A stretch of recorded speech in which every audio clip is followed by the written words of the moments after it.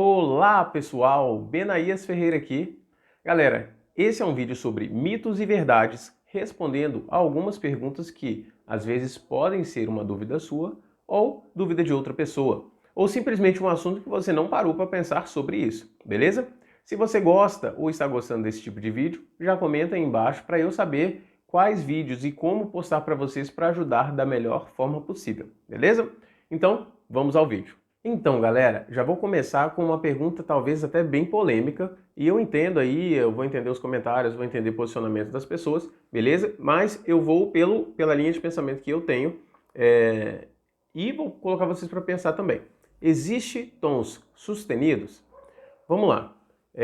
Primeiro, já toquei músicas cifradas que tinham tons sustenidos diversos, tá bom? Isso é um fato. Então, existe no sentido de alguém já compôs aquilo escrito sustenido? Já vi vários.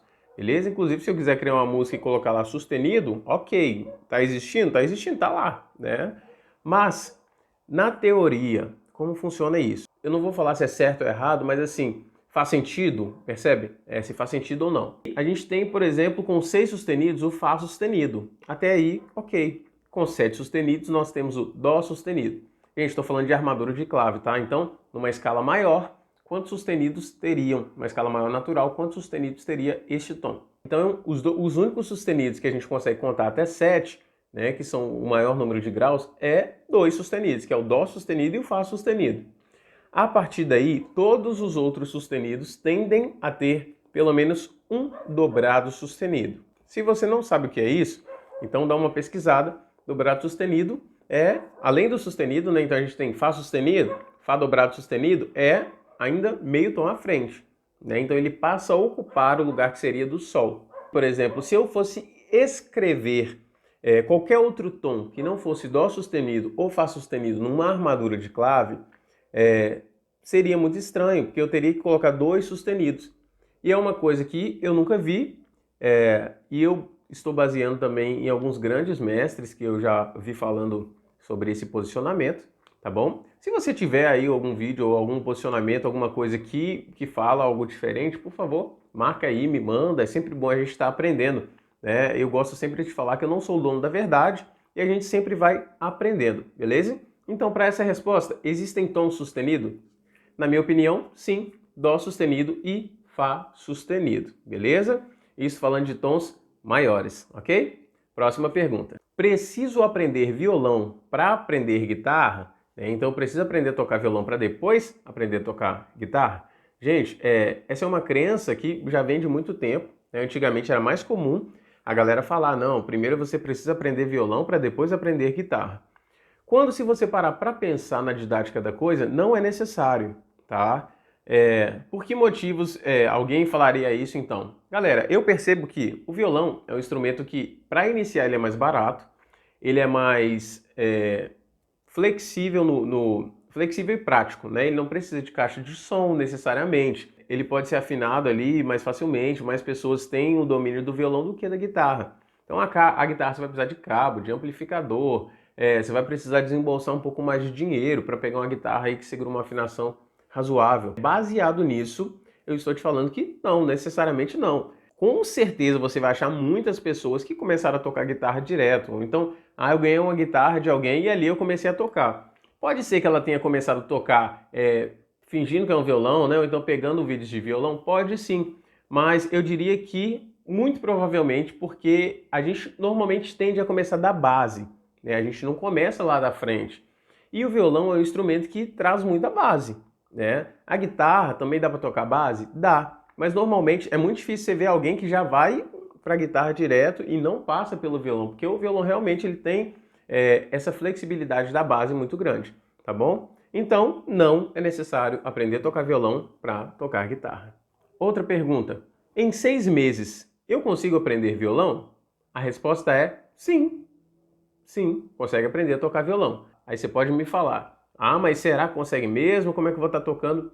Aí entra uma linha de pensamento complexa. Qual que é a sua definição de aprender a tocar o violão? Para algumas pessoas, o aprender a tocar violão pode ser isso aqui, ó.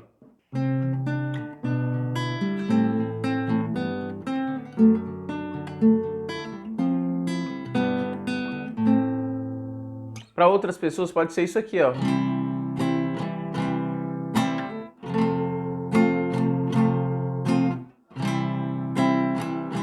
Concorda comigo que são níveis de habilidades completamente diferentes? Mas ambos estão tocando violão. Se você tocou aquela música, você está tocando o instrumento. Você pode não dominar o instrumento. Mas sim, a prática, o que você está fazendo? Eu estou tocando violão. Correto?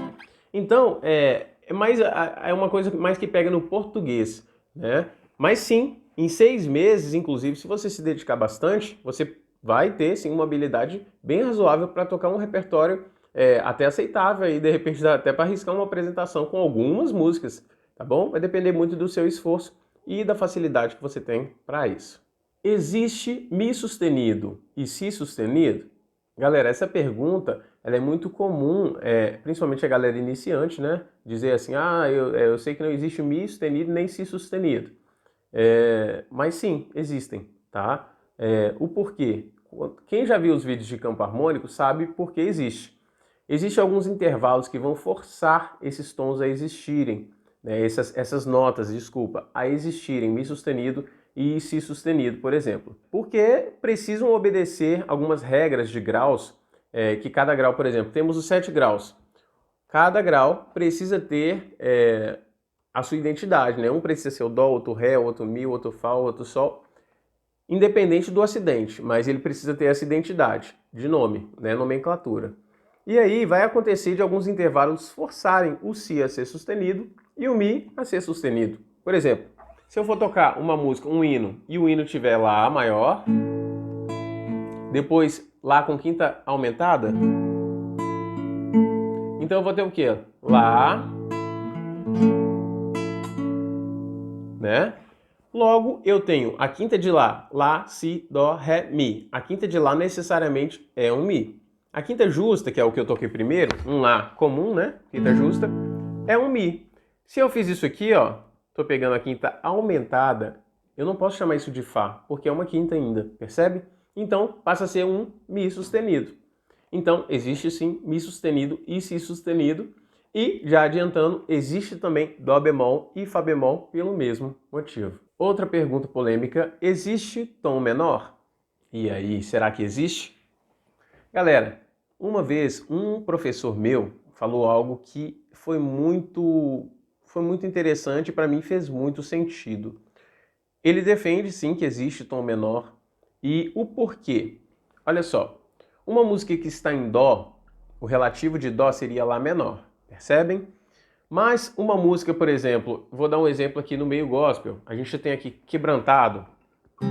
Eu olho para a cruz, para a cruz eu vou, teu sofrer participar, né? A gente tem essa música. A gente tem aí num tom menor, vou pegar o relativo, Milagres, do André Valadão. Posso crer que em minha vida um milagre vai acontecer.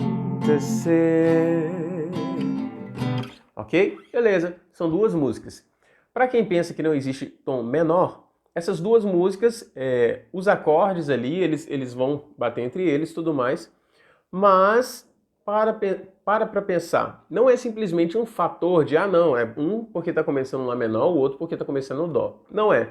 O Lá menor na música Milagres, ele tem uma função totalmente diferente da que ele tem na música Quebrantado.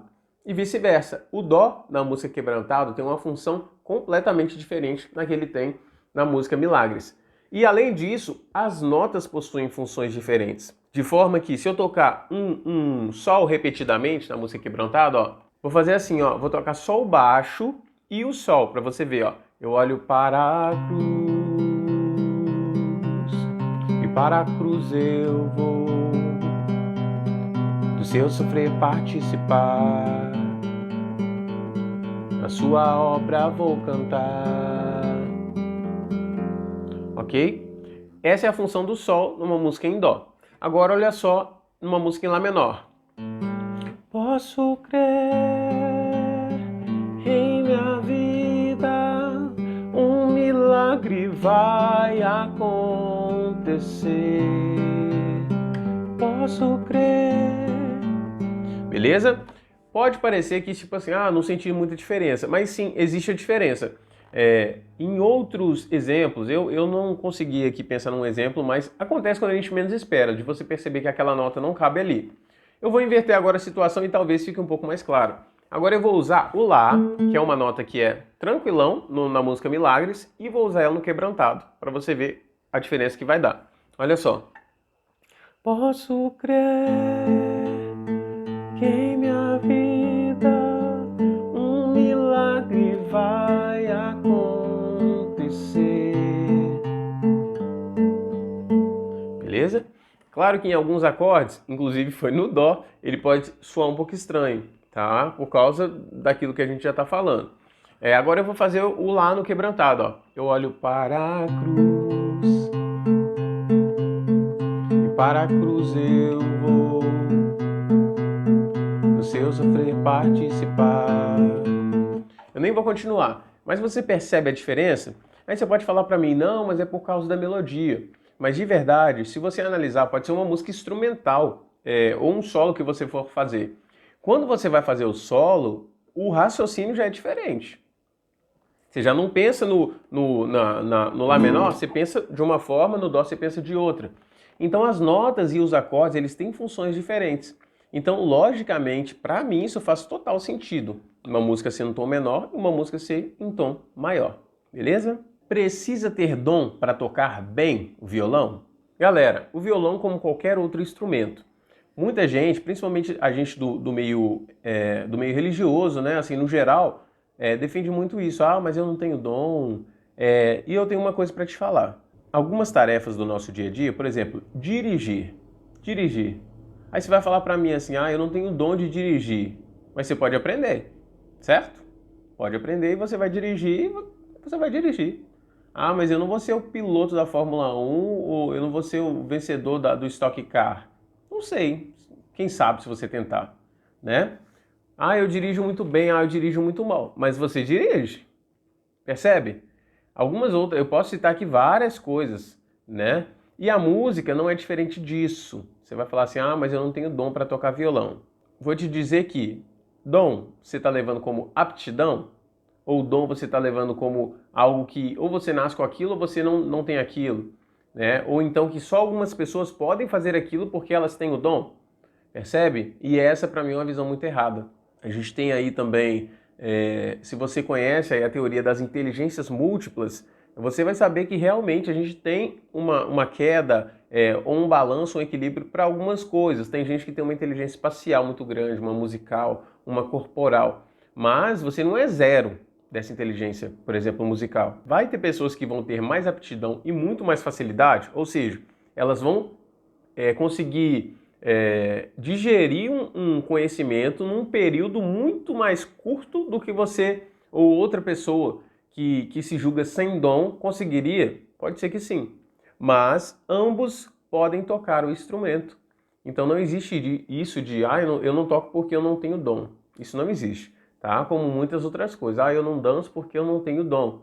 Tá? Então a gente precisa ter cuidado com isso. Lembrando mais uma vez, vai depender muito da sua definição de dom. Às vezes a sua palavra, na sua cabeça, a definição de dom é uma coisa completamente diferente do que eu falei aqui, tá tudo certo. Então, seguindo a definição que eu falei aqui, tá? Que é sobre aptidão, esse tipo de coisa, sim, você pode aprender a fazer qualquer coisa, beleza? Essa pergunta, ela vai servir tanto para alguns violonistas, principalmente os cantores, quanto para pessoas que às vezes não tocam, mas falam assim, eu só canto nesse tom, tá? O que é um mito. Então, isso é um mito. O meu tom de cantar é Lá, né? Ou então o cara que toca violão fala assim, não, eu só preciso aprender a tocar em Lá porque a minha voz se adequa bem em Lá. E aí, gente, eu vou te falar por que é um mito. A música, ela tem uma melodia, né? A melodia é a sequência de notas que faz aquele desenho, aquele contorno que é a característica da música. Então, se você tem isso aqui, ó. Que música é essa? Se você já percebeu, parabéns para você. Como é que você sabe? Como é que você sabe disso? Porque a melodia da música foi tocada. Se eu fizesse isso aqui, ó. Pode ser qualquer coisa, pode ser outra música, né? Porque isso aqui não é o bastante, não é uma identidade tão assim, tão exata, né? A identidade mesmo, normalmente ela fica por conta da melodia, beleza? A melodia, ela não é sempre na mesma frequência ali, no mesmo lugar, mesmo que o tom seja o mesmo. Então, numa música em Lá, vamos supor que a melodia tá por aqui, ó. Na outra música, ela pode estar por aqui, ó. E na outra música, ela pode estar aqui, ó. Então, as alturas vão variar, sim, dentro do tom de Lá. Se fosse tão fácil assim, de só estabelecer e pronto, todas as músicas do mesmo cantor seriam no mesmo tom. Então seria muito fácil, por exemplo, as músicas do Fernandinho, exemplo, só em Ré, todas as músicas dele em Ré. As músicas da Aline Barros, todas em Lá, em Dó, todas em Dó. E não é assim, tá? Existem variações para se adequar à melodia da música, a pegar região de brilho, para não ficar notas muito graves ou muito esgoeladas ali, né? E eu vou dar um exemplo aqui, por exemplo, a música Consagração, olha só. Ao Rei dos Reis consagro tudo o que sou. E aí essa parte é o início, né? Depois, celebrarei a ti, ó Deus, com meu viver, a honra, a glória, a força. E aí você vê que tem uma região, tem notas que saem e voltam, mas tem uma região mestra ali, né? E aí se eu pegar uma música de outro tom e colocar em Lá, principalmente eu vou fazer aqui uma quebra, tá? Imagina uma bola, aqui tá o Lá, eu vou pegar uma nota que tá aqui em cima, eu vou pegar um Mi. Então eu vou pegar aqui Cantarei nesse amor para sempre. Não lembro de quem é essa música, tá? Mas eu vou pegar ela em Lá, porque a gente tocava ela em Mi, então eu imagino que em Lá vai ficar estranho, ou vai ficar muito grave ou muito agudo. Nos altos montes ou no mar, rios de amor caem sobre mim. Eu sinto no meu coração a tua cor e o teu poder. Tá grave, né? E eu não tô forçando. Pra quem entende de música, sabe que eu tenho que obedecer a melodia. Então não é eu que deixei minha voz grave. Olha só, agora eu vou tentar fazer o próximo, a próxima opção, que seria jogar pra cima. Nos altos montes ou no mar, rios de amor caem sobre mim. Eu sinto no meu coração a tua cor e o teu poder. Nem sei se a letra tá certa, viu, gente? Mas percebe que é totalmente fora. Um tá muito grave, o outro está muito agudo. Porque a melodia me força a fazer isso, tá bom? Então não existe um tom fixo para você cantar. Beleza? Próxima frase é: não vale a pena comprar violão usado. E aí, gente, eu quero dar uma ressalva nessa pergunta. Primeiro que essa pergunta ela vai variar muito do que vale a pena para você, né? De valores e gostos, tá bom? Se você é aquele cara sistemático que precisa comprar algo e tirar da embalagem e ver aquilo cheiro de novo, eu vou te falar que não vale a pena mesmo, tá? Porque você talvez não vá se sentir realizado, né? Talvez você não vá se sentir completo aquilo, não é novo, então para mim não vale. Mas eu vou te dizer que tecnicamente e na prática, tanto por questões financeiras quanto por questões de sonoridade, muitas vezes, se não a maioria, vale a pena sim, tá bom? Vou te explicar por quê.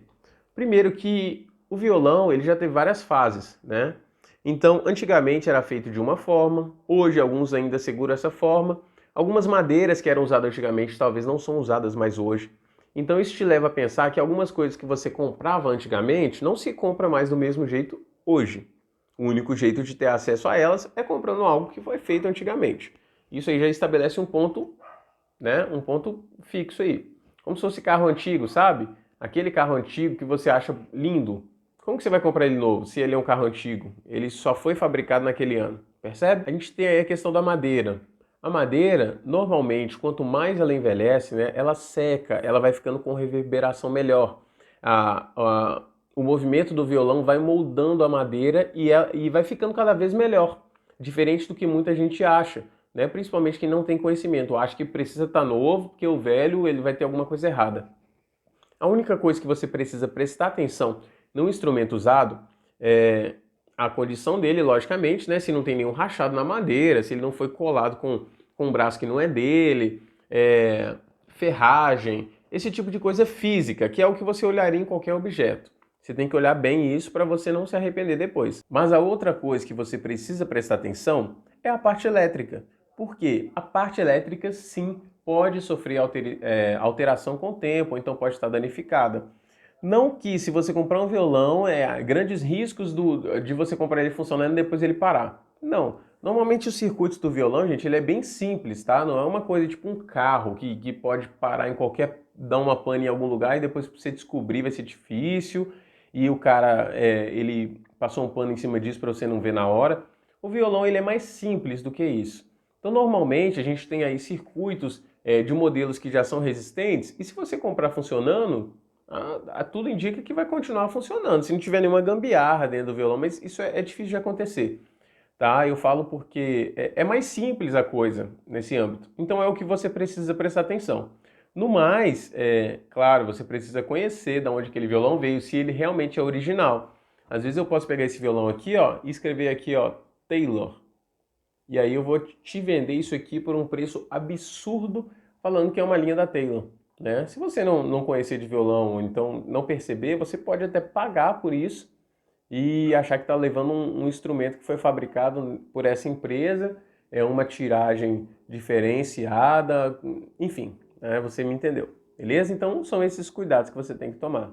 Última pergunta, é possível aprender violão online? Com certeza é possível. E aí eu já aproveito para te falar que a gente tem o curso Destravando o Violão, tá? Esse curso não fica disponível o tempo todo, então você precisa prestar atenção sempre nos vídeos e nas postagens para você saber se estão abertas as inscrições ou não. Mas aí, gente, eu vou dizer que hoje em dia, as gerações que vivem hoje em dia estão se acostumando, se já não se acostumaram, a aprender muitas coisas online, né? O YouTube, ele tem sido um professor enorme aí para muita gente.